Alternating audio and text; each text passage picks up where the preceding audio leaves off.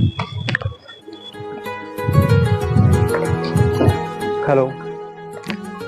क्या हाल चाल है?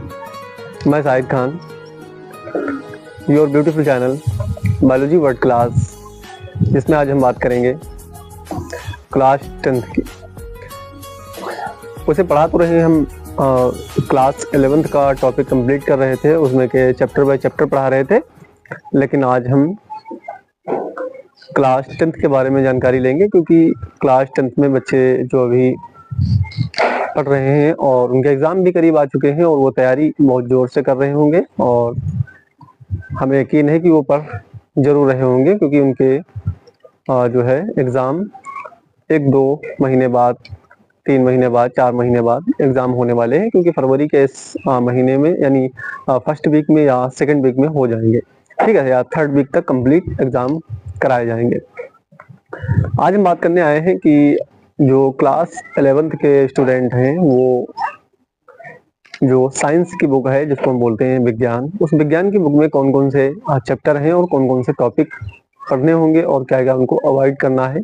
ज़्यादा सटीक से नहीं पढ़ना है, वही चीज़ें पढ़नी है जो आपके बोर्ड में पूछी जाएँ, क्योंकि सिलेबस से अगर पढ़ाई करेंगे तो आपको प्रॉब्लम नहीं आएगी किसी प्रकार की, और सिलेबस से ही क्वेश्चन आपसे पूछे जाते हैं। सबसे पहले ये जानेंगे कि इसमें चैप्टर कितने होते हैं, फिर उसके बाद में हम पढ़ेंगे एक एक टॉपिक के बारे में और देखेंगे कि क्या क्या इसके अंदर पाया जाता है। फिर उसके बाद में क्लास 11th का एक सेपरेट जो है प्लेलिस्ट आपके पास आएगी, और उस प्लेलिस्ट के अंदर आप देख सकेंगे कि उसके अंदर सारे वीडियो आपके पास कंपलसरी पड़े होंगे और आप उसको एक एक करके आप हैंडल कर सकते हैं और देख भी सकते हैं। तो आइए हम बात करेंगे सबसे पहले क्लास 11th की साइंस। स्टार्ट करते हैं। क्लास 11th हमने बताया है, क्लास 10th की साइंस हम देखेंगे कि इसमें क्या क्या पाया जाता है। साइंस मतलब क्या होता है? विज्ञान। विज्ञान के बारे में जानेंगे क्लास 10th। अगर देखा जाए तो लेक्चर हम फर्स्ट भी इसको कह सकते हैं, कोई लेक्चर नहीं है, क्योंकि ये बेसिक है एकदम। और कैसा बेसिक?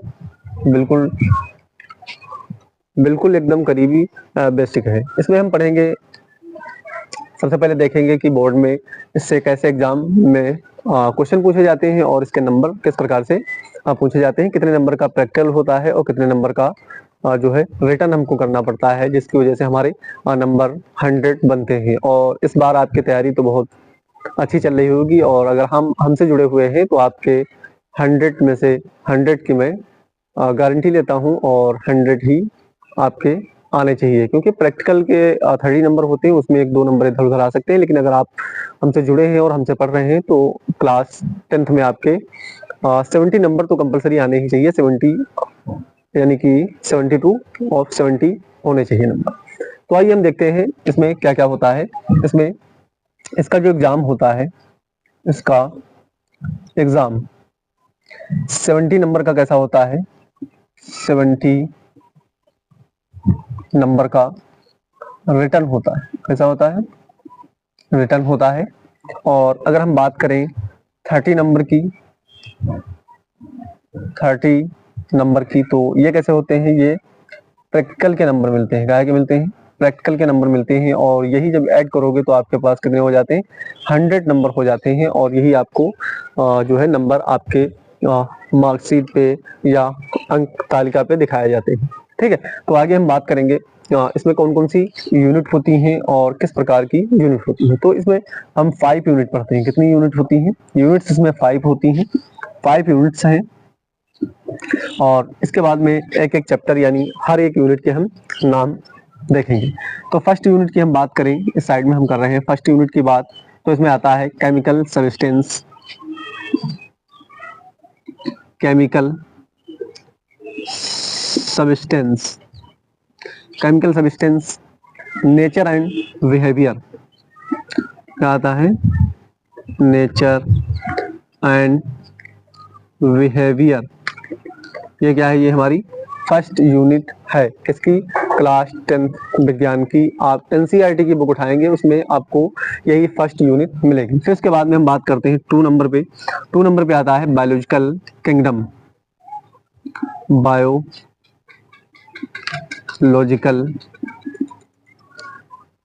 किंगडम। बायोलॉजिकल किंगडम के बाद अगर हम बात करें तो 3rd नंबर पे आता है नेचर की घटनाएं क्या क्या होती हैं, यानी प्रकृति की घटनाएं। तो 3rd हमारी यूनिट कौन सी होगी, प्राकृतिक यानी प्राकृतिक घटनाएं पढ़नी होती हैं, ये कौन सी है, ये हमारी 3rd यूनिट है। फिर इसके बाद में अगर हम बात करें तो 4th नंबर पे आती है electric of effect, electric of effect, ये हमारी 4th यूनिट है।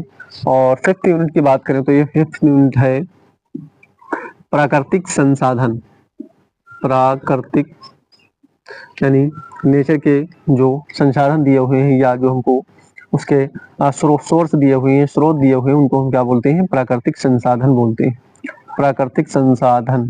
ठीक है, इनके बारे में हम जानकारी इसके अंदर लेंगे। ये हमारी 5 यूनिट पढ़नी होती है। एक कैरेक्टर पढ़ना होता है यानी केमिकल सब्सटेंस केमिस्ट्री से, और ये बायोलॉजिकल किंगडम ये जूलॉजी से, प्राकृतिक घटनाएं ये कहाँ से पढ़नी होती है, फिजिक्स से। और 4th नंबर पे आता है इलेक्ट्रिक ऑफ इफेक्ट, ये हमारा फिजिक्स से आता है। और ये पर्यावरण यानी प्राकृतिक संसाधन, ये हमारे पर्यावरण से पढ़ने होते हैं। तो ये हमारी 5 यूनिट है और 5 यूनिट के हम अलग अलग चैप्टर देखेंगे कि इसमें कौन कौन से टॉपिक और कौन कौन से चैप्टर पढ़ने होते हैं।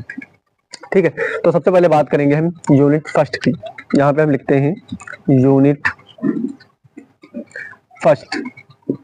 यूनिट फर्स्ट में क्या होता है, यूनिट फर्स्ट में इसके कैरेक्टर जो होते हैं यूनिट फर्स्ट के, और इसमें अगर देखें तो यूनिट फर्स्ट में कौन कौन से चैप्टर होते हैं। फर्स्ट नंबर पे हम बात करेंगे, फर्स्ट नंबर का चैप्टर है chemical reaction and equation, chemical reaction and equation, ये हमारा फर्स्ट चैप्टर है। और फिर दूसरे की बात करें तो बी नंबर पे यानी दूसरा acid base and neutral, acid base and neutral, या यहाँ पे आप लिख सकते हैं साल्ट। फिर 3rd नंबर की बात करते हैं तो इसमें आता है सी नंबर पे मेटल एंड नॉन मेटल। क्या होते हैं, metal and non metal, metal and non metal पढ़ने होते हैं। फिर इसके बाद में डी नंबर पे आता है यानी 4th नंबर पे आता है carbon and it is compound, carbon and it is compound, carbon and compound पढ़ने होते हैं। फिर इसके बाद में ई नंबर पे यानी कि हम अगर बात करें 5th नंबर पे तो 5th नंबर पे पढ़ना होता है पीरियोडिसिटी। क्या पढ़ना होता है, पीरियोडिक, ऐसे लिख सकते हैं periodic classification of element, periodic classification of element. ये इतने चैप्टर यानी कि first, second, third, fourth, fifth, ये 5 चैप्टर जो होते हैं, ये 5 चैप्टर हमको किस बुक में यानी कि केमिस्ट्री में पढ़ने हैं। क्या में पढ़ने हैं, ये हाई स्कूल की केमिस्ट्री है और इसी के अंदर हमको ये 5 चैप्टर कवर करने होते हैं। इन्हीं चैप्टर के बारे में हमको जानकारी लेनी है और इसके अंदर हम थोड़ा डेप्थ में हल्का हल्का पढ़ते हुए और क्लास 11th की केमिस्ट्री कंप्लीट कर लेंगे। यही 5 चैप्टर पढ़ने होते हैं। केमिकल रिएक्शन एंड इक्वेशन यानी केमिकल रिएक्शन को संतुलित करना और केमिकल रिएक्शन के बारे में थोड़ा मोड़ा जानना। एसिड और बेस और साल्ट तीनों के बारे में पढ़ना होता है। एसिड क्या होते हैं, बेस क्या होते हैं, साल्ट क्या होते हैं, यानी अम्ल, क्षार और नमक के बारे में यानी लवण के बारे में। Metal and non metal, metal वो चीजें होती हैं जो धातु के फॉर्म में पाई जाती हैं, नॉन मेटल वो चीजें होती हैं जो धातु के फॉर्म में नहीं पाई जाती हैं, वो क्या होती हैं, नॉन मेटल कहलाती हैं। कार्बन एंड कंपाउंड पढ़ना है, कार्बन के बारे में जानकारी लेनी है। जैसे हमको पढ़ना है बकमिनिस्टर या फुलरीन्स, क्या पढ़नी है, बकमिनिस्टर या उसका नाम क्लोरीन्स भी जाना जाता है। और हमको पढ़ना है हीरे का स्वरूप पढ़ना है। फिर उसके बाद में हमको पढ़ना है पेंसिल में जो अंदर एक रिफिल पाई जाती है उसको बोलते हैं ग्रेफाइट। ग्रेफाइट के बारे में हमको पढ़ना है इसी कार्बन के अंदर। और फिर उसके बाद में हमको पीरियोडिक क्लासिफिकेशन ऑफ एलिमेंट के बारे में जानकारी लेनी है कि जो ये क्लासिफिकेशन जो पीरियोडिसिटी आई, तो पीरियोडिसिटी ने सबसे पहले उसमें कौन कार्य किया, कौन साइंटिस्ट आया जो पीरियोडिक टेबल को बनाने का सपना देखा। फिर उसके बाद में दूसरा साइंटिस्ट, तीसरा साइंटिस्ट, और फिर उसके बाद में जो मॉडर्न जो पीरियोडिक टेबल आई उस मॉडर्न पीरियोडिक टेबल को किसने बताया। ये कंप्लीट हमको इसके अंदर पढ़ना है। फिर उसके बाद में केमिस्ट्री को छोड़ देना यहीं पे। फिर उसके बाद में हम आगे पहुंचते हैं सेकेंड यूनिट पे। आप इसका स्क्रीनशॉट ले लें और जल्दी से मैं थोड़ा साइड में आ जाता हूं, जल्दी से इसका स्क्रीनशॉट ले लें। स्क्रीनशॉट ले लिया होगा। अब हम बात करेंगे यूनिट सेकेंड की।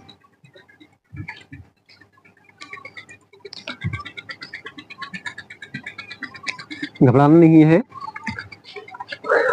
घबराने की बात नहीं है, थोड़ा समझ के काम करें। अगर समझ के काम करेंगे तो ज़्यादा सिलेबस भी नहीं हाई स्कूल का होता है और बच्चे क्या होते हैं घबरा जाते हैं। लेकिन इसमें क्या होता है 5 बुक्स होती हैं और 5 बुक को कवर करके चलना होता है। जैसे एक आर्ट की आती है और इतिहास यानी सामाजिक विज्ञान के बारे में जानकारी होनी चाहिए, और हिंदी, और फिर उसके बाद में इंग्लिश उसके बारे में भी पढ़ना होता है, और साथ में साइंस भी चलती है। ये सारी सब्जेक्ट मिला करके, और मैथ होती है इसके अंदर। मैथ से लोग डर जाते हैं और साइंस से डर जाते हैं। इन्हीं 2 विषयों में उनका जो है कल्याण नहीं हो पाता है। तो हमारे चैनल से जुड़े रहें, आपको मैथ भी बताई जाएगी और साइंस तो बिल्कुल आपको PhD करा के ही छोड़ेंगे, क्योंकि हमारी 11th की सीरीज चल रही है। आप वहां पर भी जाकर के पढ़ सकते हैं। आपके अड़ोस पड़ोस जो आपका दोस्त या भाई आपका अगर कोई क्लास 11th में है या क्लास 12th में है, तो आप हमारे चैनल का नाम बायोलॉजी वर्ल्ड क्लास बताएं और उससे जो है उसको वीडियो को दिखाएं, और वो अगर उसकी पसंद आता है तो वो वीडियो को देखें। हम ये जरूर समझ रहे हैं कि आपको हेल्प मिलेगी। और अगर आप सोच रहे हैं कि केमिस्ट्री में मैं 100 में से 100 लेके आऊँ, तो आपको यही इससे मिलेगा। वीडियो तो बहुत यूट्यूब पे घूम रहे हैं, लेकिन बेसिक और अच्छा कंटेंट कहीं पे नहीं मिलता है, क्योंकि ना तो मैं इंग्लिश में पढ़ाता हूँ और ना ही मैं हिंदी में। मैं क्या मिक्स करके पढ़ाता हूँ, उसको बोलते हैं इंग्लिश में पढ़ाना। इसलिए दोनों भाषाएं मैं मिलाकर पढ़ाता हूँ। बस आपको समझ में आ जाए वही हमारी क्या है एक्चुअल भाषा है, और उसी को हम सिखाते हैं। ना तो आपको हम इंग्लिस्तान यानी अंग्रेज बना रहे हैं, ना तो आपको हम बिल्कुल जो है देहाती बना रहे हैं। ये हमारा कर्तव्य है, ये हमारा जो है जो संघर्ष है, ये हमारा क्या है कि आपको टॉपिक समझ में आ जाए। फिर उसके बाद में आप अपनी भाषा को खुद सुधार सकते हैं और खुद पढ़ सकते हैं। इसमें कोई दो राय वाली बात नहीं है, क्योंकि आप अगर टॉपिक नहीं समझ पाएंगे तो भाषा लेकर क्या करेंगे बताएं। अगर आप किसी चीज के बारे में ही नहीं समझ पा रहे हैं तो भाषा लेकर क्या कर पाओगे? कुछ नहीं होने वाला भाषा से। भाषा से एग्जाम नहीं निकलते हैं। एग्जाम किस चीज से निकलते हैं? टॉपिक को समझने से और उसके बारे में लिखने से। आइए हम बात करते हैं सेकेंड यूनिट की। तो सेकेंड यूनिट में कौन कौन सा हमको पढ़ना होता है, यानी कि यूनिट सेकेंड। यूनिट सेकेंड की बात करते हैं, रोमन में लिखते हैं। ये फर्स्ट हमने लिखा, इसको भी रोमन कर लेते हैं और इसको भी क्या कर लेते हैं सेकेंड यूनिट। अब सेकेंड यूनिट के बारे में बात करेंगे। जब सेकेंड यूनिट के बारे में बात करेंगे तो हम सबसे पहले पढ़ेंगे इसमें लाइफ। फर्स्ट चैप्टर क्या है हमारा? First chapter life processes. Processes, ठीक है। लाइफ प्रोसेसेस क्या है? यानी कि जैव प्रक्रम। क्या है? जैव प्रक्रम। ये क्या है? ये अगर ज्वालॉजी के अंदर जाएंगे तो ज्वालॉजी के अंदर यानी बायोलॉजी के अंदर जाएंगे तो सबसे पहला आपका यही चैप्टर है जैव प्रक्रम, या जैव इसको क्या बोलते हैं? Life process. Life process. फिर उसके बाद में आपका चैप्टर आता है सेकंड, और सेकंड चैप्टर को बोलते हैं कंट्रोल एंड कोऑर्डिनेशन। क्या बोलते हैं? Control and coordination. Control and coordination, ये तुम्हारा चैप्टर कौन सा है? सेकंड है। नियंत्रण एवं संवाहन, यानी कि बॉडी के अंदर क्या क्या नियंत्रण कर सकते हैं और क्या क्या हमारे केमिकल रिलीज होते हैं, इसके बारे में हम जानेंगे। फिर उसके बाद में आता है थर्ड नंबर का चैप्टर आता है how do organism reproduce. Organism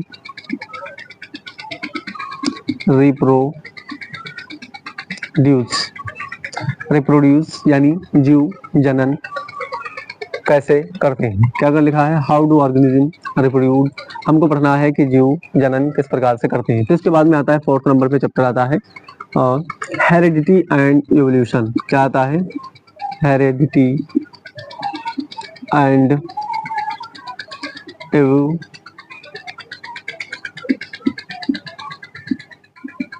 evolution के बारे में। क्या बारे में पढ़ेंगे? हेरिडिटी के बारे में पढ़ेंगे और एवोल्यूशन के बारे में पढ़ेंगे। एवोल्यूशन यानी आनुवंशिकता और उत्पत्ति के बारे में, यानी विकास, जैव विकास के बारे में हम पढ़ेंगे। तो ये चार चैप्टर जो हैं, ये कितने चैप्टर हैं? 4 चैप्टर हैं। एक लाइफ प्रोसेस यानी जैव प्रक्रम, coordination control, control of coordination, और हाउ डू ऑर्गेनिज्म रिप्रोड्यूस, और हेरिडिटी एंड इवोल्यूशन। ये चारों चैप्टर बहुत बेसिक हैं। इसके अंदर कुछ जो है सिस्टम पढ़ने होते हैं, जैसे रेस्पिरेटरी सिस्टम, रिप्रोडक्टिव सिस्टम। इसके बारे में अगर आप कंप्लीट जानकारी लेना चाहते हैं कि रिप्रोडक्टिव सिस्टम क्या है, तो क्लास 11th आपको पिन दिया हुआ है ऊपर, यहाँ पे BWC यानी कि ये बायोलॉजी वर्ड क्लास, यहाँ पे चैनल का नाम लिखा हुआ है, नीचे देख सकते हैं आप। और इस चैनल को आप जाकर के यूट्यूब पे सर्च करते हैं, या हमारे चैनल को सब्सक्राइब नहीं किया है तो अभी सब्सक्राइब कर लें, क्योंकि मैं आप पे कोई दबाव, कोई बोझ नहीं बनाना चाहता हूँ। आप क्या करें, कंप्लीट सिस्टम ये बना के चलें कि अपने आप से जो है चैनल को सब्सक्राइब करें, और जो लोगों को किसी प्रकार की जानकारी या समझ नहीं आ पा रही है, तो क्या करें, उसको सहयोग दें और फोन में चैनल को सब्सक्राइब करें। अगर आप पढ़ना चाहते हैं, सच में वाकई में पढ़ना चाहते हैं, तो दिल लगा के पढ़ें और मेहनत करें, चैनल से हमारे जुड़े रहें। आपको एक एक टॉपिक जरूर बताया जाएगा और एक एक चैप्टर के बारे में जानकारी दी जाएगी, घनिष्ठ ज्ञान दिया जाएगा। सुने, यहाँ पे हेरिडिटी एंड एवोल्यूशन के बारे में बात की गई है, हाउ डू ऑर्गेनिज्म रिप्रोड्यूस के बारे में बात किया गया है, कंट्रोल लाइन कोऑर्डिनेशन के बारे में, लाइफ प्रोसेस ऑफ जैव प्रक्रम के बारे में बात की गई है। ठीक है, फिर इसके बाद में हम बात करते हैं, ये हमारे चैप्टर बायोलॉजी से पढ़ने होते हैं। कहाँ से पढ़ने हैं? बायोलॉजी से। ठीक है, ये चैप्टर बायोलॉजी से पढ़ने होते हैं, वो उसी में दिए है। फिर इसके बाद में आता है यूनिट 3। कौन सी यूनिट आती है? यूनिट 3 आती है। आप इसका स्क्रीनशॉट ले लें, फिर उसके बाद में हम यूनिट 3 इस साइड में बताएंगे, यूनिट 1, यूनिट 2, और हम यूनिट 3 में कौन कौन से चैप्टर पढ़ने होते हैं उनके बारे में हम जानकारी देखेंगे। यूनिट 3 यहाँ पे लिखते हैं, यूनिट 3 क्लास 11th के चैप्टर एंड टॉपिक हम डिस्कस कर रहे हैं। अब हम पहुंच गए हैं यूनिट 3 पे। सबसे पहली बात करेंगे हम, इसमें फर्स्ट चैप्टर कौन सा पाया जाता है? सबसे फर्स्ट चैप्टर पाया जाता है लाइट, LIGHT, लाइट रिफ्लेक्शन। क्या होता है? Reflection and refraction, reflection and refraction, ये फर्स्ट चैप्टर है हमारा, लाइट, रिफ्लेक्शन एंड रिफ्रैक्शन। ये हम पढ़ के आ रहे हैं। अब हम पहुंच चुके हैं फिजिक्स पे। कहाँ पहुंच चुके हैं? फिजिक्स पे। और फिजिक्स के बारे में हमको पढ़ना है। सबसे पहले हमने केमिस्ट्री डिस्कस की, केमिस्ट्री के बाद बायोलॉजी, बायोलॉजी के बाद में हम पहुंच चुके हैं फिजिक्स। ये यूनिट 3 जो होती है, ये किसके बारे में बताती है? फिजिक्स का कुछ बातें बताती है। अगर हिंदी में बात करें तो क्या होता है? प्रकाश, क्या होता है? प्रकाश परावर्तन, प्रकाश परावर्तन, प्रकाश परावर्तन तथा अपवर्तन। क्लास 10th की जब हम फिजिक्स डिस्कस करेंगे तो आपको बहुत मजा आएगा और आपको समझ में भी आएगा। अगर देखना चाहते हैं तो क्लास 11th में जाएं, और क्लास 11th का हमने कुछ फिजिक्स में चैप्टर पढ़ाए हैं, जैसे फिजिकल वर्ल्ड, उसके बारे में बताया है, और बायोलॉजिकल जो है डायमेंशन एनालिसिस के बारे में हमने अभी तक वीडियो बनाए हैं। आप जा करके देख सकते हैं, हमने 1, 2, 3 चैप्टर पढ़ा दिए हैं NCERT बेस पे, और आप देख सकते हैं जा करके। फिजिक्स में बहुत आनंद आता है पढ़ने में, और फिजिक्स एक एक लाइन आप समझेंगे। अगर फिजिक्स से डर रहे हैं तो आप जुड़ें और देखें वीडियो। फिर इसके बाद में हम बात करेंगे प्रकाश परावर्तन तथा अपवर्तन के, और इसका दूसरा चैप्टर है। दूसरे चैप्टर की बात करते हैं तो human eyes, human I, human I and colourful world, colourful world. इसके बारे में पढ़ेंगे। मानव नेत्र तथा रंग बिरंगा संसार, मानव नेत्र तथा रंग बिरंगा संसार, इसके बारे में जानकारी लेंगे कि मानव नेत्र में यह रंग बिरंगा संसार हमको कैसे दिखाई देता है। फिर इसके बाद में हम पहुंच जाते हैं यूनिट 4 पे, और यूनिट 4 में वो भी क्या है, यूनिट 4 भी किसके बारे में बताती है, फिजिक्स के बारे में हमको बताती है। यूनिट 4 के बारे में देखते हैं तो क्या होता है। यूनिट 4 में कौन कौन चैप्टर है, इसमें आता है सबसे फर्स्ट नंबर पे चैप्टर आता है इलेक्ट्रिक। कौन सा चैप्टर है, इलेक्ट्रिक मतलब विद्युत। विद्युत के बारे में जानकारी इस चैप्टर में हमको मिलेगी। और मैग्नेटिक इफेक्ट ऑफ इलेक्ट्रिक दूसरा चैप्टर है। मैग्नेटिक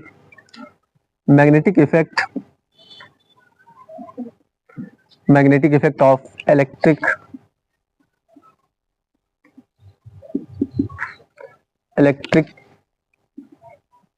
करंट कौन सा चैप्टर है, दूसरा magnetic effect end of electric current के बारे में। इसमें ये फर्स्ट चैप्टर है इलेक्ट्रिक यानी विद्युत के बारे में जानकारी हमको पढ़नी है। और फिर उसके बाद में हमको magnetic effect of electric current, किस प्रकार से हमारे घरों के वायरों में करंट दौड़ता है और किस प्रकार से बैटरियों में करंट दौड़ता है, बल्ब घर के जलते हैं, ये सारे हम करंट के बारे में पढ़ेंगे। और इसमें कैपेसिटर के बारे में जानकारी लेंगे।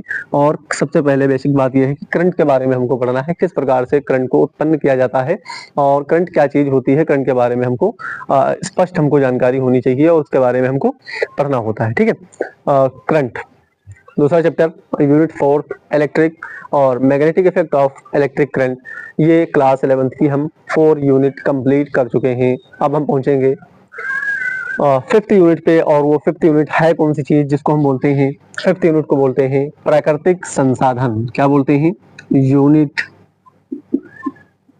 5th।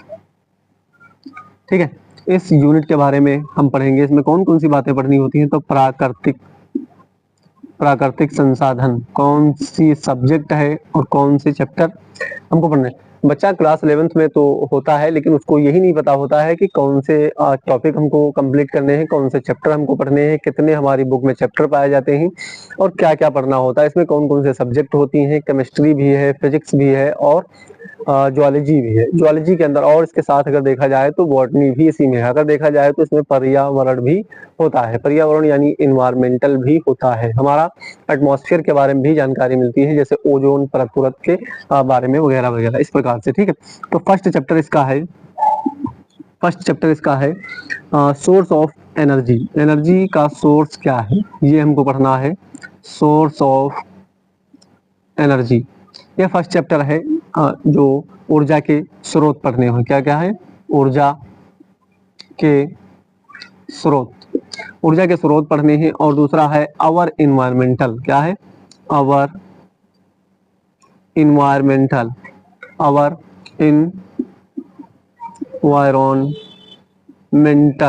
ठीक है, आवर इन्वायरमेंटल यानी हमारा पर्यावरण। क्या होता है, हमारा पर्यावरण। तो ये हम आज कंप्लीट कर चुके हैं क्लास 10th का पूरा सिलेबस। और हमको क्या क्या पढ़ना है, कितनी यूनिट है, क्या क्या इसके बारे में जानकारी हमको हासिल करनी है या हमको एग्जीक्यूट करना है, हमको एब्जॉर्ब करना है और उसको हम डाइजेस्ट करके रखेंगे। और डाइजेस्ट करने के बाद में हम सीधे कहाँ जाएंगे, डाइजेस्ट करने के बाद में सीधे जो है हम अपने पहुंचेंगे बोर्ड के एग्जाम में। और जैसे ही आप स्टूल और बेंच पे जाकर के बैठेंगे और वहीं पे आपके सामने पेपर आएगा और किस प्रकार से आपने पढ़ाई की है 1 साल और किस प्रकार से पढ़ाई नहीं किए हैं, अगर धोखा दिए होंगे तो धोखे जैसा लगेगा आपको, पेपर में डर लगता होगा, डर लगेगा। अगर आप मेहनत से, लगन से और 100% दिए होंगे तो आपको एग्जाम के दिन जब आपके हाथ में पेपर आएगा तो आपको डर नहीं लगेगा, क्योंकि आपके पास बहुत सारे ऐसे टॉपिक होंगे जो आपके पेपर के पढ़े हुए होंगे और आपको एंजॉय करने में आएगी और आपको अच्छा भी लगेगा।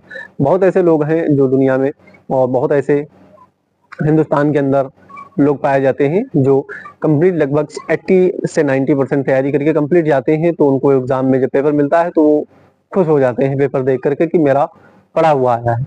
और कुछ ऐसे लोग जाते हैं वहाँ पे जो बेंचों पे सो जाते हैं, लेकिन उनके जो है मार्क वो पढ़े ही नहीं है, इसलिए उनको क्या होता है, वो बोर होने लगते हैं और बहुत परेशान हो जाते हैं। इसलिए हम बता रहे हैं आपको, सजेशन कर रहे हैं, ये मैं अपनी बीती बता रहा हूँ, मेरे साथ भी हुआ है ऐसा। मैं भी बोर्ड का एग्जाम दिया हूँ और मुझे भी उसके हालात पता है कि मेरे आजू बाजू लगभग 8 से 10 लोग सो रहे थे जब घंटे हो चुके थे 2, और फिर उसके बाद में जब बजता है घंटा 1 और उधर बजते हैं 15 से मिनट, लगभग 1 घंटे के अंदर बहुत अच्छी नींदें लोग लेने लगते हैं, क्योंकि उनका पढ़ा हुआ कुछ नहीं होता है। अगर आप पढ़ते हैं तो आपके पास टाइम कम पड़ जाएगा।